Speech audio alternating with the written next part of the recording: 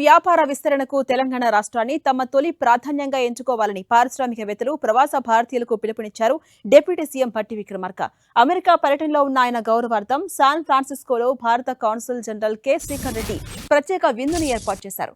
ఈ కార్యక్రమానికి బే ఏరియాలోని ప్రముఖ ప్రవాస భారతీయులతో పాటు ఐటీ, వైద్య, మానవ వనరులు, ఇతర వ్యాపార రంగాలకు చెందిన విశిష్ట నాయకులంతా హాజరయ్యారు.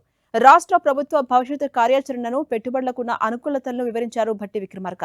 ఇక ఐటీ ఆవిష్కరణలో హైదరాబాద్ అగ్రగామి technology, innovation, life sciences, global services రంగాల్లో భారతదేశపు ప్రముఖ కేంద్రాల్లో ఒకటిగా హైదరాబాద్ ఎదుగుతోందన్నారు భట్టి విక్రమార్క.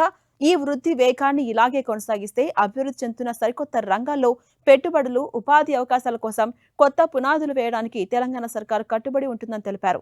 తమ ప్రభుత్వం పారదర్శకమైన పెట్టుబడులకు అనుకూలమైన ప్రగతిశీల అభివృద్ధి నమూనాను అనుసరిస్తోంది అన్నారు డిప్యూటీ సీఎం. నైపుణ్యం కలిగిన మానవ వనరులు, అత్యుత్తమ మౌలిక సదుపాయాలు, అభివృద్ధి చెందుతున్నటువంటి పారిశ్రామిక పర్యావరణ వ్యవస్థ, జవాబుదారీతనం కలిగిన పరిపాలన తెలంగాణ సొంతమని ఆయన చెప్పారు. ఇక కొత్త ఆలోచనలను సంస్థలుగా మార్చడంలో, నాణ్యమైన ఉపాధిని సృష్టించడంలో రాష్ట్ర ప్రభుత్వంతో కలిసి అడుగులు వేయాలని పారిశ్రామికవేత్తలకు ఆయన ఆహ్వానించారు.